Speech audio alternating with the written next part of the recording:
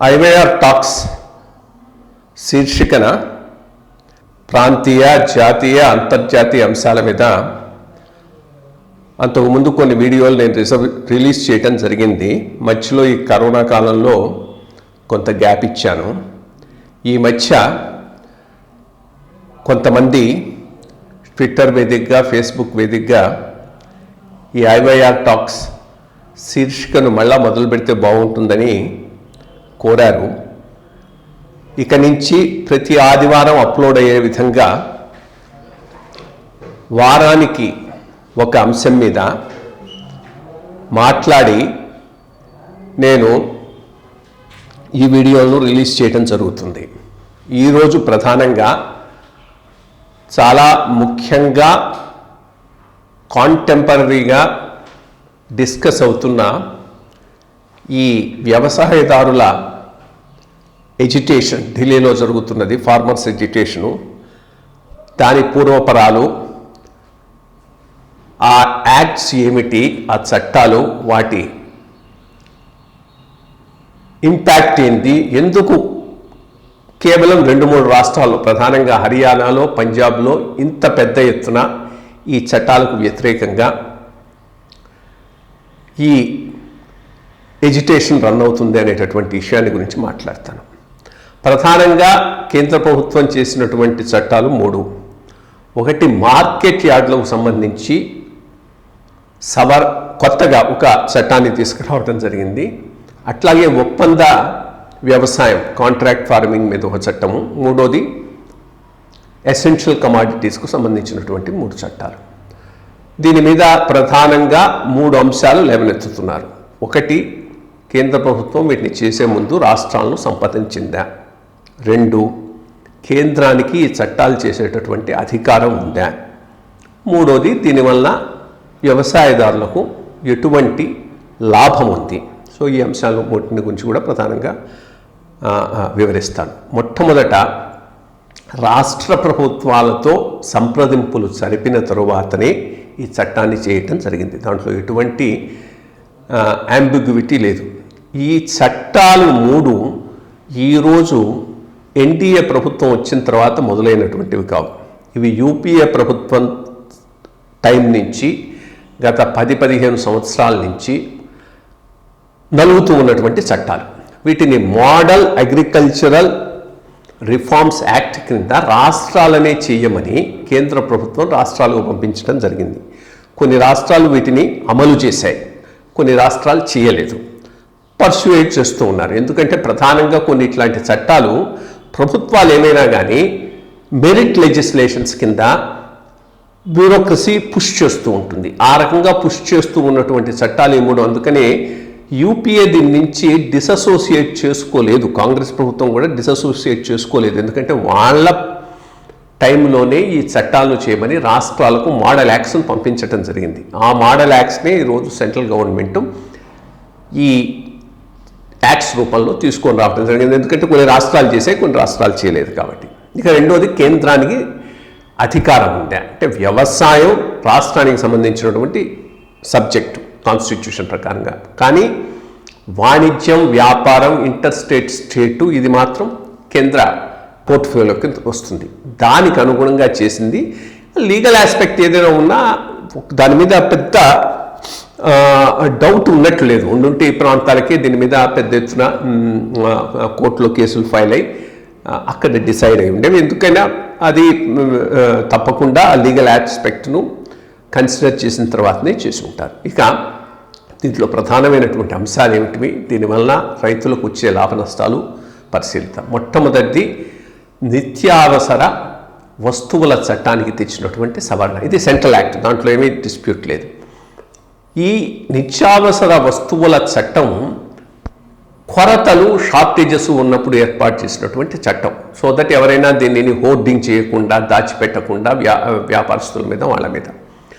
ఈరోజు వ్యవసాయ ఉత్పత్తుల్లో సాధారణ పరిస్థితుల్లో కొరతలు ఉండేటటువంటి పరిస్థితి లేదు. కాబట్టి ఇది హెరాస్మెంట్కు ఉపయోగించేటటువంటి చట్టంగానే ఉంది, కానీ పెద్దగా ఉపయోగపడే చట్టంగా లేదు. అందుకనే దీంట్లో మార్పులు తీసుకొచ్చారు. మార్పులు తీసుకొచ్చి కూడా డిస్క్రిషన్ ప్రభుత్వం దగ్గరనే పెట్టుకున్నారు. అగ్రికల్చరల్ ప్రోడక్ట్స్ ఇంతకన్నా ఒక లెవెల్ పెట్టి ప్రైసెస్ కనుక పెరిగితే అప్పుడు ఈ చట్టాన్ని వర్తింపజేస్తాం. హార్టికల్చర్ ప్రోడక్ట్స్కి ఇంతకన్నా ఎక్కువ ధరలు పెరిగితే అప్పుడు ఈ చట్టాన్ని వర్తింపజేస్తామని చేయటం జరిగింది. అదే కాకుండా ఇప్పుడు చాలా ప్రాసెసింగ్ యూనిట్స్ అవి వచ్చాయి అగ్రికల్చర్లోను హార్టికల్చర్లోను. ఆ ప్రాసెసింగ్ యూనిట్స్లో నిల్వలు ఉంచుకోవటం చాలా అవసరం. మరి అట్లాంటప్పుడు ఆ నిల్వలు ఉంచకూడదు అని చట్టం చెబుతూ ఉంటే అది కాంట్రరీగా ఉంటుంది, అవి పనిచేయడం కూడా కష్టం అవుతుంది. వాటికి ఎగ్జంప్షన్స్ ఇస్తూ దీన్ని తీసుకొని వచ్చారు. ఇది అసలు రైతులకు సంబంధించిన చట్టమే కాదు, ఇది ఏదైనా ఉందంటే వినియోగదారులకు సంబంధించినటువంటి చట్టం. కేంద్ర ప్రభుత్వం చేసిన పెద్ద వ్యూహాత్మక తప్పిదం ఏంటంటే 3 చట్టాలను కలిసి తీసుకురావటం. ఈ చట్టాన్ని కనుక సపరేట్గా తీసుకొని వచ్చి ఉంటే అసలు ఈ ఫార్మర్స్ ఎజెండాలో ఈ చట్టం అసలు మెన్షన్ కూడా వచ్చి ఉండేది కదా. అది మొట్టమొదటి చట్టం. ఇక రెండోది ఒప్పంద వ్యవసాయ చట్టం, కాంట్రాక్ట్ ఫార్మింగ్ యాక్ట్. ఇది చాలా రాష్ట్రాల్లో ఉండి కాంట్రాక్ట్ ఫార్మింగ్ను ప్రోత్సహిస్తున్నారు. అన్ని రాష్ట్రాల్లోనూ ఈ చెరకు ఉత్పత్తి, షుగర్ కేన్ కల్టివేషను ఈ కాంట్రాక్ట్ ఫార్మింగ్ యాక్ట్కి అనుగుణంగానే జరిగింది. ఆంధ్రప్రదేశ్ రాష్ట్రంలో పామాయిల్ వేసినప్పుడు ఆ పామాయిల్ను వేయటానికి దానిని ప్రాసెసింగ్కు ఒక కాంట్రాక్ట్ ఫార్మర్స్ యాక్ట్ను స్పెసిఫిక్గా ఆయిల్ ఫార్మింగ్ యాక్ట్ కింద తీసుకొని రావటం జరిగింది. కాబట్టి ఇది ఏదో కొత్తగా వచ్చిన చట్టము, దీనివల్ల రైతులకు ఏదో నష్టం అయిపోతుంది అనుకోవటము, లేక పెట్టుబడిదారులు వ్యవసాయంలోకి వస్తారనుకోవటం పొరపాటు. మొట్టమొదట ప్రధానంగా వ్యవసాయంలో పెట్టుబడులు రావాల్సిన అవసరం ఉంది. పెట్టుబడులు ముఖ్యంగా ప్రొడక్షన్ సైడ్ కాదు, post harvest side, warehousing side, processing side, marketing side. ఇక్కడ వ్యవసాయదారులకు ఇండివిజువల్గా కావాల్సినటువంటి ఆర్థికమైన వెసులుబాటు ఉండదు. కాబట్టి ఏదో ఒక పెద్ద సంస్థే ఇక్కడ వచ్చి దీనిని చేయాల్సినటువంటి అవసరం ఉంది. అంతర్జాతీయంగా కూడా కంపీట్ చేయాల్సినటువంటి అవసరం ఉన్నది. ఫర్ ఎగ్జాంపుల్ మొక్కజొన్నను కార్న్ఫ్లెక్స్గా మార్చడం, మార్కెటింగ్ చేయడం అది చాలా పెద్ద పని. అదే రకంగా పొటాటో చిప్స్ తయారు చేయడం, ఇటువంటి ఈ ప్రాసెసింగ్ వీటికి సంబంధించినటువంటి దాంట్లో పెద్ద సంస్థలు వచ్చి వాల్యూ ఎడిషన్ జరగాలనా లేదా అంటే జరగాలని ఎవరైనా చెప్తారు. అది జరగాలి అన్నప్పుడు అక్కడ ఇన్వెస్ట్మెంట్లు రావాలి అంటే ఇటువంటి చట్టం యొక్క అవసరం ఉంది. కానీ ఇక్కడ ఇంకో ప్రధానమైన అంశం ఏంటంటే ఈ కాంట్రాక్ట్ ఫార్మింగ్ రాష్ట్ర ప్రభుత్వాల సహాయ సహకారాలు లేకుండా ఏ సంస్థ కూడా నిర్వహించలేదు. చాలా రాష్ట్ర ప్రభుత్వాలకు ఇది ఏర్పాటు చేసుకోవడం కూడా అవసరం. అందుకని ఇది కేంద్ర ప్రభుత్వ పరిధిలో చేయకుండా రాష్ట్రాలకే వదిలేసి వాళ్ళ మీద కొంత పర్సుయేట్ చేసి చేయించుంటే బాగుండుండేది. దానివల్ల ఫలితాలు కూడా బాగా వచ్చి ఉండేవి. ఇప్పటికైనా ఐ థింక్ ఒక సొల్యూషన్లో భాగంగా దీనిని రాష్ట్ర ప్రభుత్వాలకు వదిలేసి రాష్ట్ర ప్రభుత్వాలు ఏం చేయదలుచుకుంటే వాటికి పర్సుయేట్ చేసి చేయిస్తే దీని నుంచి మంచి ఫలితాలు వచ్చేటువంటి అవకాశం ఉంది. కానీ చాలా చాలా డిజైరబుల్ అయినటువంటి యాక్ట్. ఇది లేకుండా ఉంటే ఆ రంగాలలో పోస్ట్ హార్వెస్ట్ రంగంలో, వేర్ హౌసింగ్ రంగంలో, మార్కెటింగ్ రంగంలో, ప్రాసెసింగ్ రంగంలో పెట్టుబడులు వచ్చేటటువంటి అవకాశం చాలా తక్కువగా ఉంటుంది. ఇది రెండో యాక్ట్. ఇక అన్నిటికన్నా ఇప్పుడు ప్రధానమైన సమస్య అంతా ఒకే యాక్ట్ మీద కాన్సన్ట్రేట్ అయి ఉన్నది. అది ఏంటంటే మార్కెట్ యార్డ్స్ సంబంధించినటువంటి యాక్ట్. ఈ మార్కెట్ యార్డ్స్ అనేటటువంటివి చాలా రాష్ట్రాల్లో వీటికి డిఫరెంట్గా యాక్ట్లు ఉన్నాయి. బీహార్ లాంటి రాష్ట్రంలో మార్కెట్ యార్డ్స్ లేవు పెద్దగా. ఆంధ్రప్రదేశ్లో ఉన్నాయి కానీ అంత యాక్టివ్ కావు. తెలంగాణలో కాస్త ఆంధ్ర ఏరియా కన్నా ఎక్కువ యాక్టివ్గా ఈ మార్కెట్ యార్డ్స్ పనిచేస్తున్నాయి. కానీ ఈ మార్కెట్ యార్డ్స్ చాలా బలంగా పనిచేస్తున్నటువంటి 2 ప్రధానమైనటువంటి రాష్ట్రాలు హర్యానా, పంజాబ్. ప్రధానంగా అది ఈ మార్కెట్ యార్డుల ద్వారా ప్రైవేట్ వ్యక్తులు కొనుక్కునే విధంగా ప్రైస్ డిస్కవరీ ఉండేటటువంటి మార్కెట్ యార్డ్స్ అంటే అసలు ఇబ్బంది ఉండేది కాదు. కానీ ఈరోజు ఏమైందంటే హర్యానా, మహారాష్ట్ర రెండిట్లో కూడా ప్రభుత్వం, కేంద్ర ప్రభుత్వం దేశానికి కావాల్సిన పీడిఎస్కి కావాల్సినటువంటి బియ్యం, గోధుమలు కొనటానికి ఈ మార్కెట్ యార్డ్లను ఉపయోగించుకుంటూ ఉన్నారు. ఈరోజు పరిస్థితి ఏంటి అంటే దేశం మొత్తం మీద కూడా ఈ రెండిట్లో వీట్ అండ్ రైస్, గోధుమలు, వరి విషయంలో సర్ప్లస్ ఉన్నది.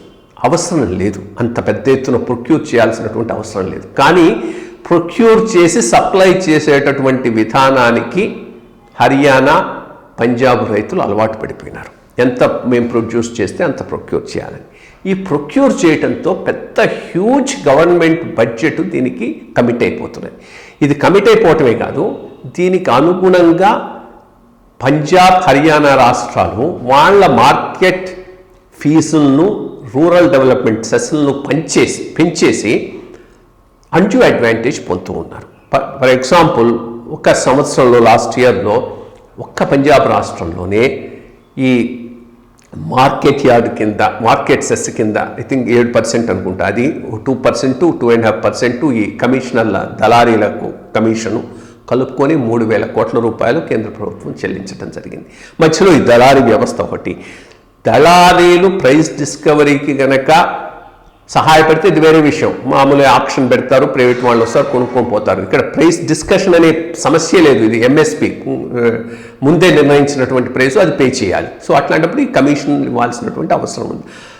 అటువంటి పరిస్థితుల్లో ఈ యాక్ట్లో తెచ్చినటువంటి సవరణ ప్రకారం ఇప్పుడు కూడా మార్కెట్ యార్డ్లను తీసేసేటటువంటి ప్రశ్నే లేదు, మార్కెట్ యార్డ్ లేకుండా పోయే ప్రశ్నే లేదు. మార్కెట్ యార్డ్స్ ఉంటాయి, బట్ అంతకుముందు మార్కెట్ యార్డ్లోనే వీటిని కొనాలి అనేటటువంటి స్పెసిఫిక్ కండిషన్ ఉండేది. ఇప్పుడు అది రిలాక్స్ చేశారు.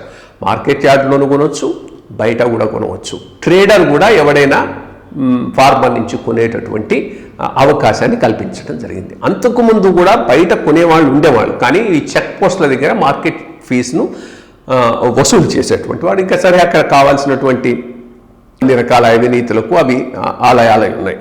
ఇక ఈ మార్కెట్ యార్డ్ల పరిస్థితి కూడా ఎట్లా ఉందంటే, చాలా రాష్ట్రాల్లో ఇవి నామినేటెడ్ మార్కెట్ యార్డ్లు, ఎలక్షన్స్ ద్వారా వచ్చేవి కాదు. రెండోది ఓవర్ స్టాఫ్డ్, కావాల్సిన రేంజ్లో ఈ పోస్ట్ హార్వెస్ట్ టెక్నాలజీస్ కానీ, వేర్ హౌసింగ్ కానీ, ప్రాసెసింగ్ కానీ ఏర్పాటు చేయడంలో విఫలమైనవి.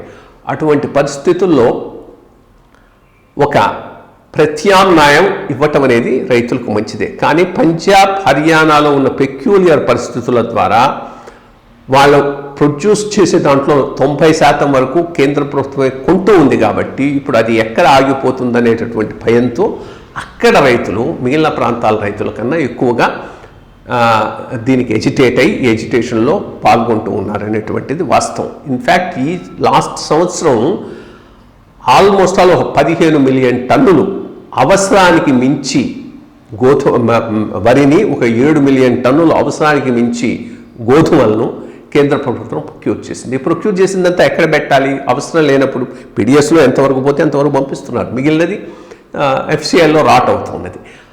ప్రధానమైన అంశం పంజాబ్, హర్యానా రాష్ట్రాలలో క్రాపింగ్ ప్యాటర్న్ మారాలి. వరి, గోధుమల నుంచి ఇతర క్రాప్స్ రన్ చేయడానికి, కల్టివేట్ చేయడానికి వాళ్ళు డైవర్సిఫికేషన్ కావాల్సినటువంటి అవసరం ఎంతైనా ఉన్నది.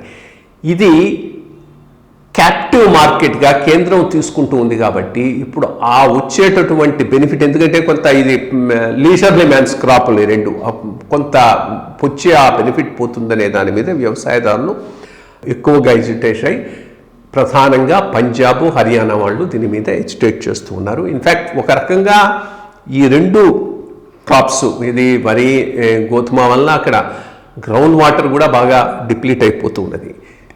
పల్సెస్కు, ఎక్కువ పప్పు ధాన్యాలకు, ఆయిల్ సీడ్స్కు, నూనె గింజలకు కనుక డైవర్సిఫై కాగలిగితే దేశానికి మంచిది, అటు అక్కడ వాళ్ళ అండర్ గ్రౌండ్ వాటర్ టేబుల్ కూడా మంచిది. ఈ చేంజ్కి ఎక్కువగా మనం ప్రాధాన్యం ఇవ్వాల్సినటువంటి అవసరం ఉన్నది.